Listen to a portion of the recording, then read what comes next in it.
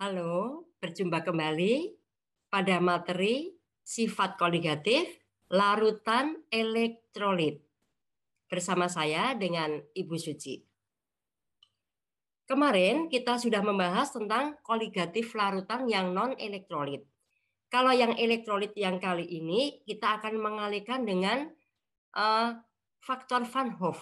Mau kita kalikan dengan I. Jadi kita ikuti nanti senyawanya dikalikan dengan I atau faktor Van Hoff. Mari kita ikuti contoh soal nomor 1. Ya.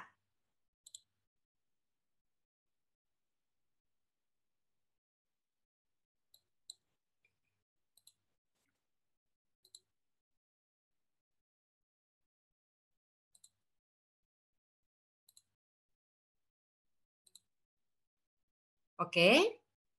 Sebanyak 4 gram NaOH. NaOH itu adalah larutan elektrolit, ionnya 2. Dilarutkan dalam 750 gram air. Alfanya 75%, KF-nya tahu. Maka penurunan titik bekunya adalah, oke, ini nomor 1. Sebentar ya, sebentar. Nomor 1. Hitung tekanan uap larutan NaOH 0,25 mol dalam 90 gram air jika tekanan uap air adalah 80 mm Hg. Ini adalah P0-nya sama dengan 80 mm Hg. Kemudian molnya air sama dengan 90 gram dibagi MR-nya 18 ya. Sama dengan 5 mol, ini belum dituliskan airnya. Kemudian kita menyelesaikan P, yang diminta adalah P. P sama dengan X yang pelarut kalikan dengan P0.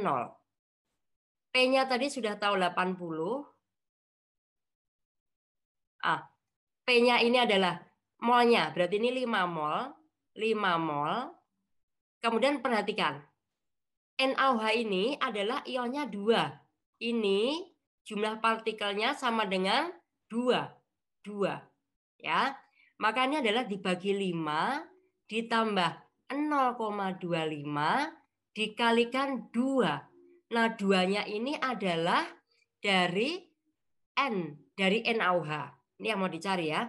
P0-nya sama dengan 80. Nah, maka kita hitung. Ini adalah 5 dibagi 0,25 kali 2 itu setengah, berarti dibagi 5,5 dikalikan 80. Nah, ini kita catat ya. Maka P dihasilkan berapa ini? Ini sama dengan 10 dibagi 11 kalikan 80 gitu ya. Ini sama dengan, kalau kita hitung sama dengan 81,81 mm Hg.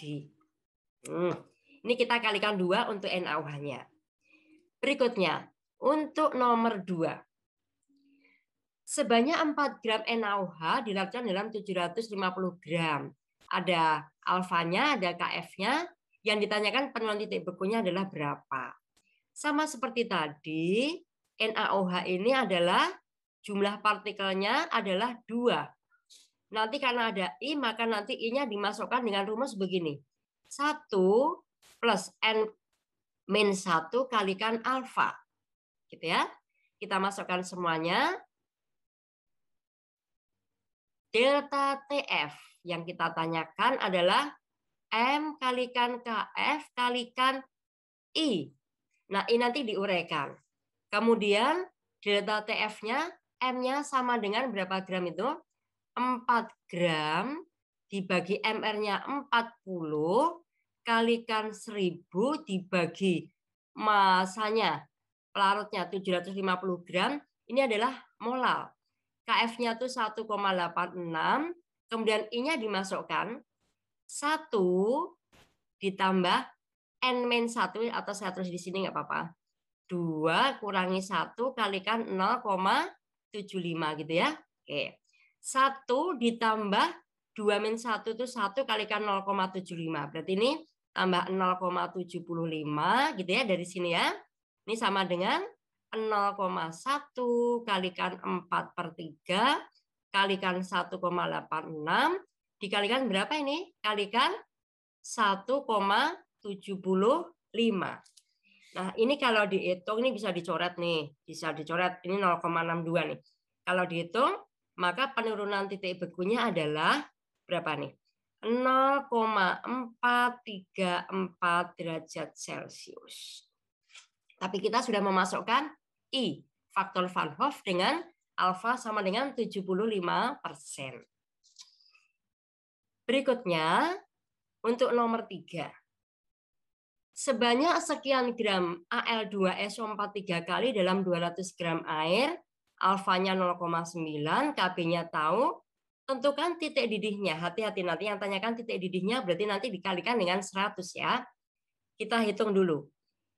MR dari Al2SO4 3 kali sama dengan, kita hitung ya, ini 27 kalikan 2 berarti sama dengan 54, ditambah ini, kalau kita hitung sama dengan 342. Gitu. Kemudian langsung dimasukkan boleh. Al2SO4 itu jumlah partikelnya adalah 5. Karena ini kalau kita ionisasi menjadi ke sini ya, biar cukup nih. Menjadi 3, 2 Al3 plus ditambah 3 SO4 2 min. Maka ini 2 tambah 3 berarti jumlah partikelnya sama dengan 5. Karena ada alfanya kita masukkan. I sama dengan 1 plus N-1 kalikan alfa. 1 tambah N-nya tadi 5 dikurangi 1. Alfanya 0,9. Gitu ya. 0,9. Jadi sama aja berapa nih? 5 kurangi 1, 4. 4 kalikan 0,9. 3,6 tambah 1. Berarti ini sama dengan 4,6. I-nya sama dengan 4,6. Nah, kita masukkan delta TB. Delta TB sama dengan M kalikan KB kalikan I. Kemudian M-nya sama dengan berapa? 34,2. M-nya sudah kita hitung ya. 342 kalikan 1000 dibagi per 200 pelarutnya. Kemudian KB-nya berapa? 0,5. Nah, I-nya tadi adalah ini sama dengan 4,6. Sehingga kalau kita hitung nih, ini sama dengan 0,1 kalikan 5. Oh maaf, ini 0,5 ya. Oke, ini kalikan 5 dikalikan setengah dikalikan 4,6. Sehingga delta TB-nya sama dengan kalau kita hitung 0,5 kali 0,5 tuh setengah kali setengah, seperempat kalikan 4,6 gitu ya. Ini kalau kita hitung 1,15 derajat Celcius. Tapi yang ditanyakan titik didihnya, berarti kalau titik didihnya ditambah dengan 100, maka titik didihnya 100 ditambah dengan 1,15. Jadi sama aja berapa ini? 101,15 derajat Celcius. Nah, ini adalah titik didihnya ditambah dengan 100. Baik, berikutnya. Pada suhu 27 derajat Celcius, sebanyak sekian gram NaCl, ini M-nya sudah ada, dalam 1000 ml larutan. Jika tekanan osmotiknya adalah 4,428 atm dan R-nya sudah tahu, tentukan besarnya alfa. Ini yang ditanyakan malah alfanya. Untuk menyelesaikan tekanan osmotik, T harus diingat ya, harus dalam keadaan apa? Kelvin, maka ditambah dengan 273. T-nya sama dengan 300 Kelvin. Kemudian, apalagi yang harus kita ketahui? Sudah ya? Mari. T sama dengan, ini NaCl. Oke, NaCl. NaCl ini adalah Na plus tambah Cl min, maka jumlah partikelnya adalah berapa ini? 1 tambah 1 sama dengan 2. Ya, saya kalikan dengan 2. Untuk mencari I-nya nanti adalah I sama dengan 1 plus N-1 kalikan alfa. Maka nanti di sini 1 ditambah 2 kurangi 1, 1 kalikan alfa. Maka nanti untuk memasukkan I adalah 1 plus alfa. Kita tuliskan rumusnya.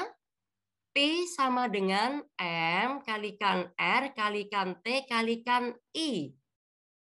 P-nya sudah diketahui 4,428. Molaritasnya kita hitung dulu. Ini berapa ini? 5,85 dibagi 58,5 per 1 liter gitu juga boleh gitu ya. Per 1 liter mau begini juga boleh. 1 liter itu sama dengan per 1000 gitu juga boleh ya. Ini molaritas. Kemudian R-nya dikalikan 0,082. Kemudian T-nya kita masukkan berapa tadi?